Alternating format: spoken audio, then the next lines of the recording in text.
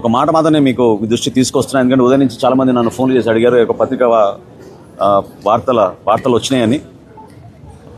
వివిధ మాధ్యమాల్లో కానివ్వండి, పత్రికల్లో వచ్చిన విషయం కానివ్వండి, పవన్ కళ్యాణ్ గారు రాష్ట్ర ప్రజలను దృష్టిలో పెట్టుకుని సార్వత్రిక ఎన్నికలప్పుడు అవసరమైతే మనం తగ్గుదాం, ఏ ప్రాంతంలో మన అభ్యర్థులు ఉన్నారో పార్లమెంట్లో కానివ్వండి, శాసనసభలో కానివ్వండి,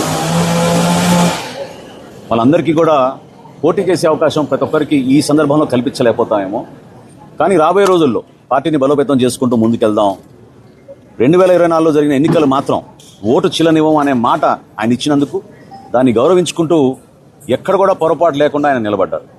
సో కూటమిలో మేము 4 అడుగులు వెనకేసినా కూడా అది కూటమిలో బలపరచడానికి ఎన్డీఏ భాగస్వాములుగా మేము ఒక బాధ్యతతోటి ముందుకెళ్ళాం తప్ప అది ఈ రోజున కూడా స్థానిక సంస్థల్లో అదే రీతిలో ముందుకెళ్తున్నాను కూడా అది పొరపాటు. కాబట్టి జనసేన పార్టీలో ఉన్న మా నాయకులు, కార్యకర్తలు వివిధ ప్రాంతాల్లో మేము పర్యటించినప్పుడు వాళ్ళందరికీ కూడా రాబోయే రోజుల్లో కూడా మీకు పోటీ చేసే అవకాశం కల్పించడానికి కోసం తప్పకుండా మీ నాయకత్వం బలోపేతం అయ్యేటట్టు మీరు క్షేత్రస్థాయిలో పర్యటించండి, నిలబడండి.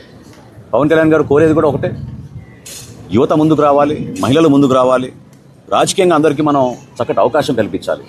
అటువంటి అద్భుతమైన ఒక వేదిక కష్టపడి జనసేన పార్టీ నిర్మాణం చేసినప్పటి నుంచి కూడా ప్రజల పక్షాన్ని నిలబడి పోరాటం చేస్తూనే ఉన్నారు.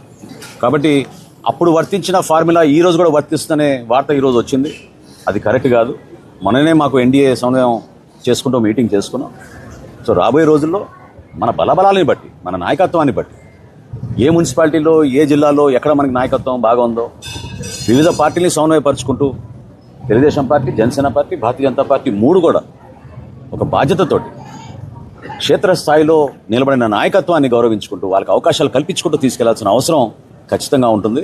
కాబట్టి సార్వత్రిక ఎన్నికల్లో జరిగిన సందర్భం, ఆ సమయం, ఆ రోజు మా పార్టీ అధ్యక్షులు పవన్ కళ్యాణ్ గారు తీసుకున్న నిర్ణయం రాష్ట్ర శ్రేయస్సు దృష్టిలో పెట్టుకుని, ప్రజల గురించి దృష్టిలో పెట్టుకుని, జగన్మోహన్ రెడ్డికి ప్రభుత్వాన్ని మనం వ్యతిరేకించాలంటే ఓటు చిల్లనివ్వకూడదనే ఆలోచనతో ఆయన తీసుకున్న నిర్ణయం అది ఆ రోజున. ఈ రోజున తప్పకుండా క్షేత్రస్థాయిలో మనం పర్యటిస్తున్నప్పుడు జనసేన పార్టీ నాయకుల, కార్యకర్తల ఆవేదనలు, వివిధ పార్టీల ఆవేదన కూడా మనం అర్థం చేసుకుని మన బలబలా మనం చెక్ చేసుకుని ప్రొఫెషనల్ రీతిలో నాయకత్వాన్ని పెంచుకునే విధంగా, ప్రజలకి మరింత చొరవగా మనం పనిచేసుకునే విధంగా, అభివృద్ధి కార్యక్రమాలు ఎక్కడ కూడా వెనకడుగు వేయకుండా స్పెషల్ ఫండ్స్ కూడా క్రియేట్ చేస్తామని మన ముఖ్యమంత్రి గారు చెప్పారు. ప్రతి నియోజకవర్గంలో, ప్రతి మున్సిపాలిటీలో కూడా వీటన్నిటిని మనం బేస్ చేసుకుని రాబోయే రోజుల్లో ఎన్నికలకు సిద్ధమయ్యే విధంగా మనందరం కూడా మన పార్టీ అధ్యక్షులు పవన్ కళ్యాణ్ గారు చెప్పినట్టుగా అదేవిధంగా అక్కడ తెలుగుదేశం పార్టీ అధ్యక్షుడు చంద్రబాబు నాయుడు గారు, భారతీయ జనతా పార్టీ నుంచి నరేంద్ర మోడీ గారు ఇచ్చిన సూచనలతోటి రాష్ట్రాన్ని మరింత అభివృద్ధి చేసుకుంటూ ముందుకెళ్దామని ఈ సందర్భంగా తెలుపుకున్నాను.